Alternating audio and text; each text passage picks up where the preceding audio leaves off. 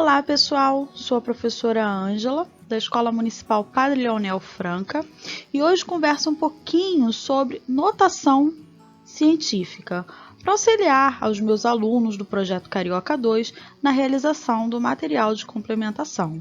Vamos lá? A notação científica é uma maneira de escrever os números usando potência de base 10. Ela é utilizada para representar números muito grandes ou números muito pequenos.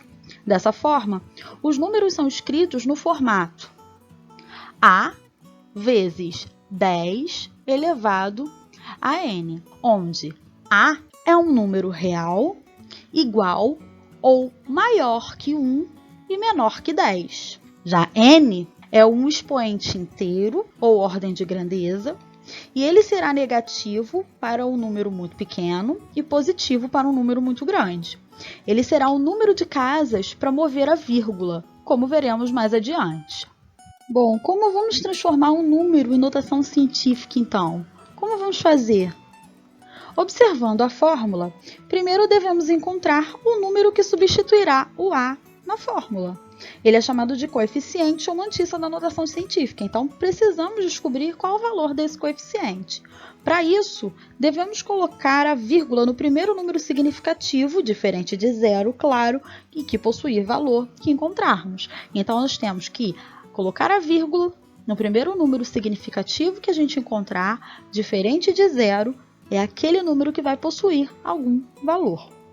Primeiro exemplo, nós temos 2 décimos milésimos, então aí 0,0002.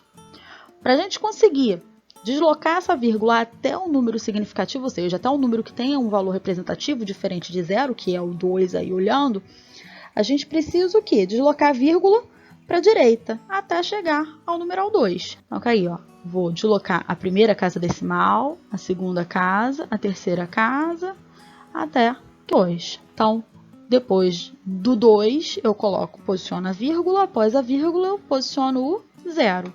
Então, isso ficará igual a 2,0. 2,0 é igual a 2.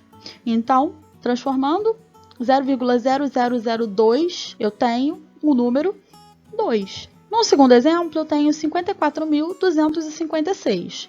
Eu quero descobrir o número significativo desse numeral, ou seja, deslocar minha vírgula até o primeiro número significativo dele, né? Descobrir qual é o coeficiente A dele. Lembrando que o número inteiro, a vírgula está após esse número todo. Então, aqui ao final eu tenho minha vírgula. Para eu deslocá-la até o primeiro número significativo, significa que eu vou ter que deslocar a minha vírgula para a esquerda. Então, eu vou passar a primeira casa decimal, da segunda, da terceira, quarta e minha vírgula vai parar aqui.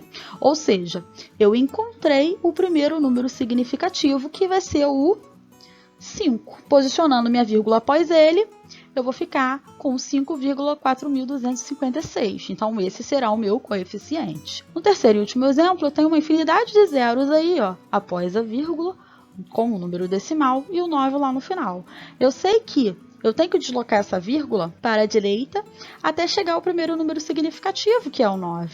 Então, ó, eu vou contando todos esses zeros, andando com a minha vírgula, né, por essas casas decimais todas, até chegar ao 9, ao final dele. Após o 9, eu coloco o 0, vai ser 9,0, que vai ser igual a 9. Então, primeiro de tudo, é a gente conseguir encontrar qual é o coeficiente, que vai ser representado pela letra A na fórmula. Bom, para encontrarmos o valor do expoente n na fórmula, o valor que o expoente n receberá será a quantidade de vezes que deslocarmos a vírgula. Para isso, nós temos que analisar as duas situações que nós podemos ter. Na primeira situação, nós temos um número decimal menor que 1. Então, o expoente será negativo e o seu valor será a quantidade de vezes que tivermos que deslocar a vírgula para a direita. Ao observarmos a fórmula, para descobrirmos o valor de A, deslocamos a vírgula até o primeiro número significativo.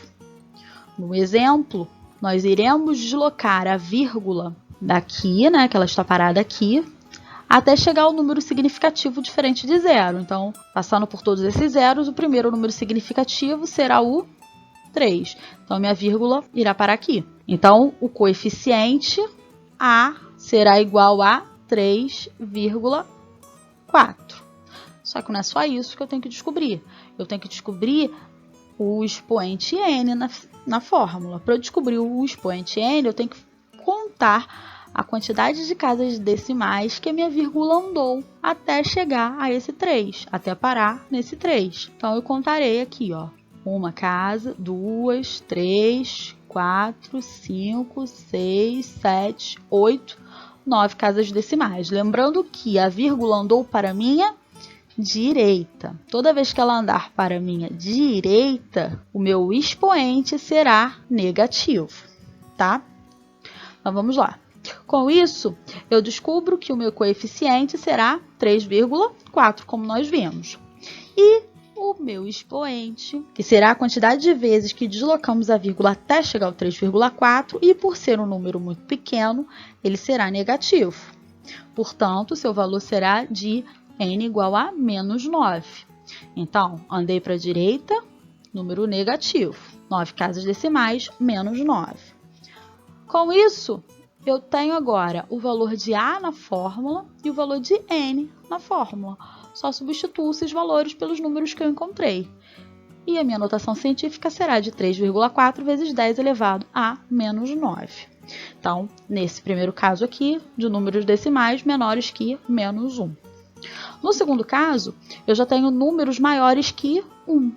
Então, eu tenho números grandes. Nesse primeiro número aí, ó, eu tenho que descobrir o valor de A, que é o coeficiente. Então, a minha vírgula teria que andar até o primeiro número significativo.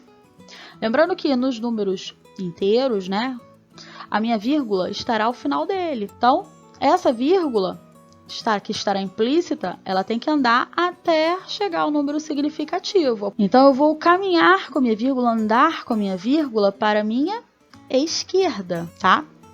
Ao andar com a minha vírgula para a esquerda, eu vou chegar ao primeiro número significativo, que será o 2, e a minha vírgula ficará parada aqui, ó. Com isso, o meu coeficiente será igual a 2,25. E eu tenho que contar as casas decimais que eu passei com a vírgula até chegar ao 2,25.